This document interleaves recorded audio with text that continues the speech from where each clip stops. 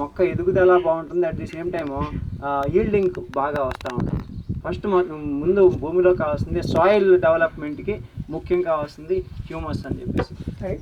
Sir ఇప్పుడేమన్నా కేంద్ర ప్రభుత్వం తరఫున సేంద్రియ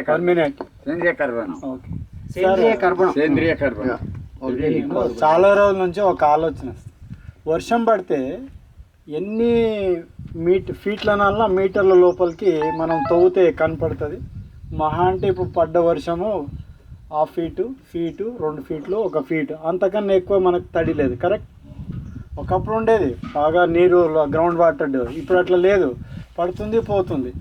సో కొద్ది రోజులు ఆలోచించాను, కనీసం వర్షం పడ్డప్పుడు 1 మీటర్ లోతు మనం భూమిని నేలను తవ్వుతే వాటర్ లేదు, కానీ మరి ఇన్ని పెద్ద చెట్లు ఎట్లా పెరుగుతున్నాయి అని ఒక క్వశ్చన్. చెప్పండి. దానికి లక్షల వేల మైలీలు ఉంది వేరు కదా, మరి ఎట్లా పెరుగుతుంది?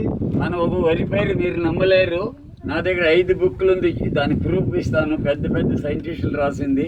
ఒక వరి పైరు మాదిరి ఇది డ్రై గ్రాస్, ఇది ఆల్మోస్ట్ లైక్ ఏ ప్యాడీ ప్లాంట్. ఒక 5-6 పిల్లకలు ఉంది. దాని వేరు 6600 ఏముండొచ్చును, సెంటీమీటర్ల, మిల్లీమీటర్ల, అడుగుల, ఫర్లాంగ్ల ఏముండొచ్చును చెప్పండి. 6600 ముందుకు చెప్పండి. నేను మీరు ఎవరైనా చెప్పగలరా? చెప్పేస్తాను. 6600 మైళ్ళు. ఒక యాది వరి మాదిరి ఒక డ్రై గ్రాస్ రూట్ డెప్త్. మనకి దీన్ని చెప్పేవాళ్ళు లేదు, దారి చూపించేవాళ్ళు చెడిపోయినారు.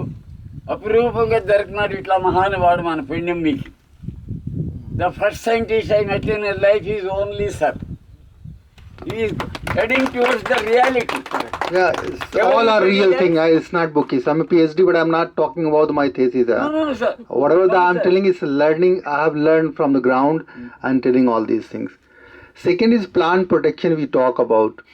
You know, it's no requirement of go to the very big scientist for that.